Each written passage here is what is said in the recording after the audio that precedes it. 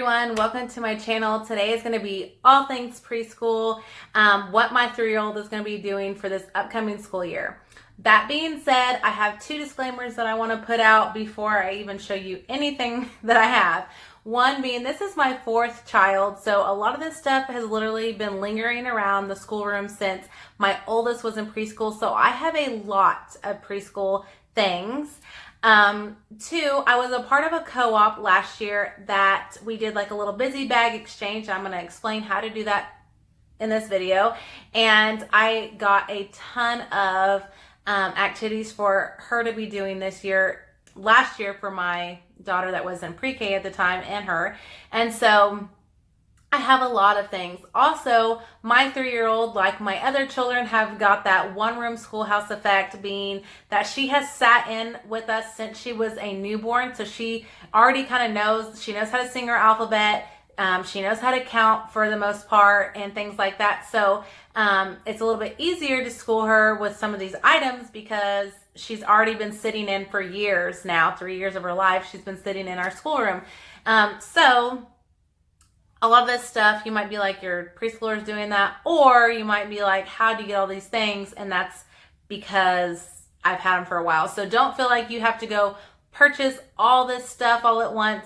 And if you are needing activities like right now for your preschooler, and most of this goal of doing this with her is to keep her busy so she's not a huge distraction for our homeschool room time whenever we're in here doing homeschool.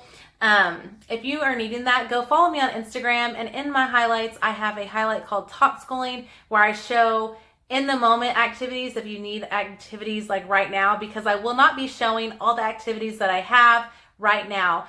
I will probably be making videos throughout the year just showing you maybe what my preschooler day in the life, or maybe activities for the month or something like that. And it will be like maybe 5 to 10 activities per video, so it's short and sweet and it's not overwhelming and bombarding with all this stuff. So that's all I have to say. Let's get into it. The only thing that I purchased for her for curriculum is this The Good and the Beautiful Prewriting Doodles and Prewriting book.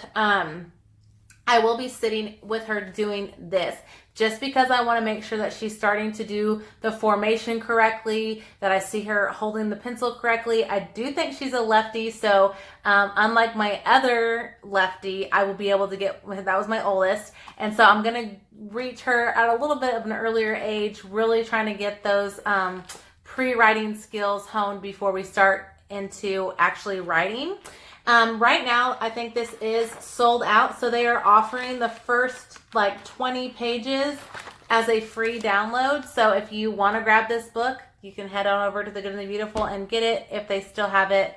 They do as of right now, I'm pretty sure.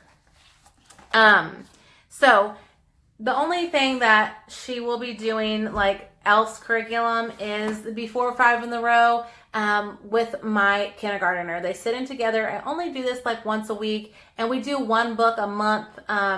Sometimes I'm able to fit in more than that, or 1 book goes over a month. I kind of just play it by how we progress through it and how we're loving it. If you're unfamiliar with Before 5 in the Row, it uses literature. It uses a book. 1 book you're supposed to read 5 days in a row or 5 weeks in a row, however you plan it for your homeschool. Make curriculum work for you. You don't work for the curriculum, if that makes sense. You take the literature book, you read it, and then you pull something from each core subject, like Bible, math, reading, literature, the different things they pull out of it, and they teach your child a concept using that literature book. So, for example, I'm going to get to a book, The Carrot Seed. They have a section for character, a section for Bible, art, science, caregiving, lots of science in this one, different things about science. And you just can go over 1 or 2 or all, however you want to plan it out during that lesson. I do not have all the books for this. Most of the books for the 5 in the row curriculum or Before 5 in the row are out of print. So what I do is I get most of them off thrift books, or I will write the list on my phone, and when I go to thrift stores and stuff, I always pick through the books and I know which ones I'm kind of looking for. And I've been able to score some pretty good ones at thrift stores by doing that. So that's what I do for Before 5 in the Row. I will be putting the weekly row planning sheet on my Teachers Pay Teachers, but I just have like what book I'm going to be going over, the author, what I want to be doing for that, and then something for each subject. So even if you don't have the curriculum, you could even use this and say, hey, I'm going to do corduroy and I'm going to make a literature study out of it. You could even use that sheet. What I do is, so our next one is corduroy, and I have a file folder in here. And so for the whole year, I know all the books that I have, only have a handful of them. I go on Pinterest, and I've already done this, and I've printed off all little activity sheets that I would like to do with the girls already. And so I have all the activity sheets for all the books that we're going to be doing already in order in this file folder, so I can just grab and go. I'm not searching on Pinterest for something to do. I'm not looking for things. It's already ready for me to go because I can't be doing that during the year. I can plan for it, but I'm not going to be searching for printables and things. So we're going to be doing corduroy, If Jesus Came to My House, Prayer for a Child, Goodnight Moon. We're going on a bear hunt. And then we've already done blueberries for style, but we might circle back and do this again in the summer whenever the blueberry fields are ripe here. I also have the Snowy Day in the 20th Century Children's Treasury book. And this is also her read aloud. Her and my kindergartner will be reading through this together. And that is something I've actually had since I was a kid. So, I mean, a lot of this stuff has been lingering around. She wants to be a big girl, and so like my other kids, I have created her a calendar notebook, and most of it's free printables. I love free printables for any of my kids, but especially for kindergarten and under. You can find just a wealth of things on the internet. Pinterest and Top Schooling are my favorite things to look at, and also Teachers Pay Teachers. So in her binder, she just has the pre-writing sheets that are free right now in the Good and the Beautiful, and then I created this sheet. And this is just a, like, what month is it? Dry erase laminated sheet. What's today? What will tomorrow be? And this was, like, from a long time ago, but you can see she's been playing with it. What's the season, the weather, and how do you feel? I have some just traceable sheets in here that I found. I just print them as I go. Homeschool mom tip real quick. Go create an email to put in for all your freebies and subscriptions and all those things. That's what I do, and then I can just get on the email anytime and get all my freebie stuff, and it doesn't cloud up like your Gmail that you use for everyday life. Some name practice in here. The next thing she has is a whole bunch of these Q-tip pre-writing practice, and I just have her just take paint and do it. She actually likes doing this a lot. And then I went ahead and printed her an A to Z alphabet blank, so that if she wants to sit in with my 5-year-old and do like all about reading, pre-reading, or she wants to just do like a letter a week, I already have that for her, and I don't want to have to like purchase a workbook of blank letters when I can just print that off for free. And then she has a folder in here just in case I have anything that I need to put in there, or she's working on something that's not finished yet. That's what she does. That's her only sit down work. And like I said, she is really not doing school this year, so she doesn't have a place at our desk. So anything that I do with her is down on the floor, on our rug, sitting down. Sometimes she'll sit at our little nature center right here at that little table and do stuff if it's like painting or something.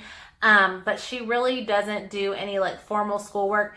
And most of these activities are, yes, promoting learning, getting her loving learning and wanting to know stuff, but it's also keeping her busy while my olders are working and not being a distraction.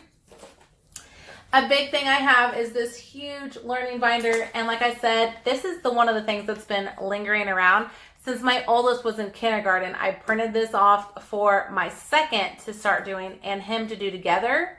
And so this is a learning binder.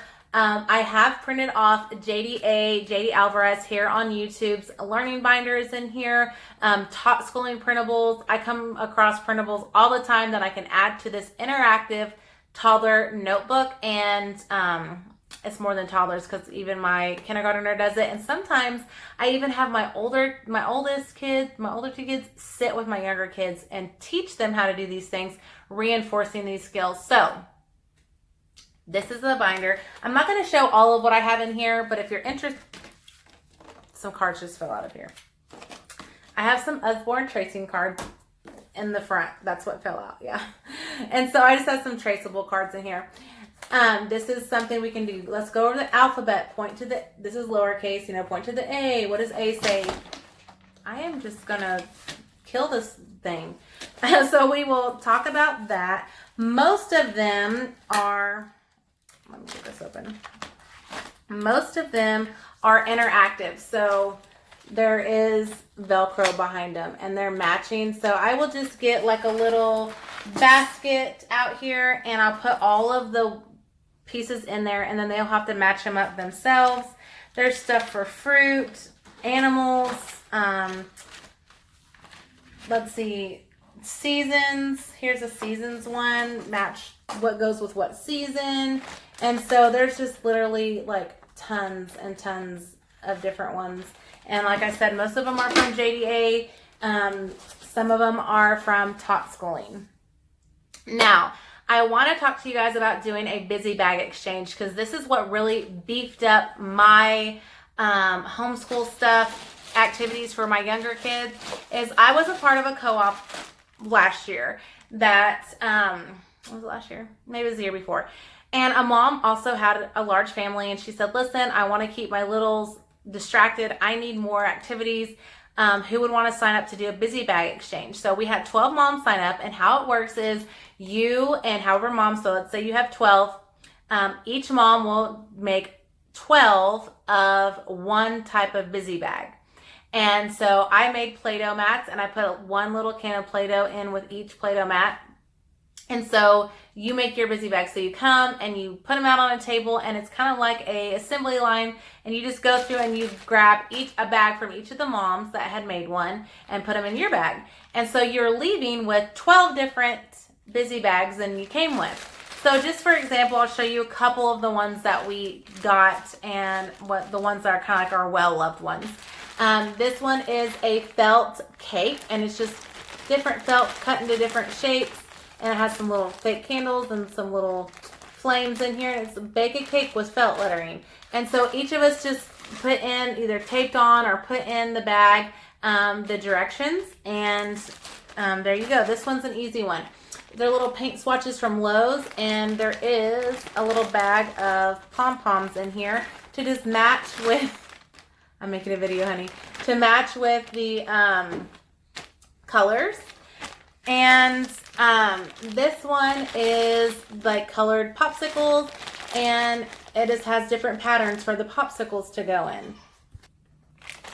Another one is just clothespins with the capital letter on them. And then this is just ABC cards from Dollar Tree and you just match either the clothespin to the letter or maybe the uppercase to the lowercase.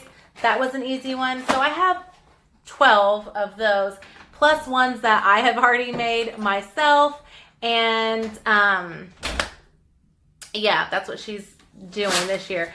I also have some different handwriting practice things for her to do. These are like the magnetic numbers and the uppercase as well. It has a little magnet on the bottom and they can learn to write. These have been lingering since my oldest was in pre-K. I bought these for him. I mean, I have so many different things that I could just show you, but it'd just be super overwhelming. Most of my things come from Dollar Tree and, okay, they're watching Art Hub for Kids. If you're wanting something for your kids to do, Art Hub for Kids on YouTube, and she needed paper. Anyways, so I have, like I said, a huge, like literally huge bin full of activities. And another bin full of just like, that's where all like her workbooks and stuff go. But for her always, a huge bin full of mostly board books for her to do. She can at any time come and get any of these board books. I'm always adding to them. This is A Squirrel's Tale by Usborne or from K. Miller Books, and you can find that link below. This is an interactive one. She loves like all of these. Most of them are from like Usborne Prize rewards and stuff that I've cashed in because she loves the books. So she can always grab those books. Any of the activities she can always grab, and I try to set ones out that I want her to be working on, but she can grab these at any time. And mostly my goals for her this year are just to make sure that she is able to count, start recognizing the numbers 1 through 10, start to write, start recognizing the letters because she can already say her alphabet, and colors and shapes and just those basic concepts. And we'll just see where this year takes us. There's really not that much pressure on her, you guys. I just have a lot because I have a lot of kids and she's number 4. So she has a lot. And I always get asked, like, what do I do with my kid? Like, what am I supposed to do? I want to do stuff at home. Pinterest, YouTube moms here have wonderful ideas, and just get out on the floor with them and start reading. Like, that's like the best thing for you to do with your kids. Dollar Tree also has really good stuff, and Target Dollar Spot always has amazing little things you can be doing. So I hope this video was informative and wasn't too crazy and all over the place. Like, subscribe, hit the notification button. You guys, if you like this video, ask me any questions below about anything you see in this video or suggestions for upcoming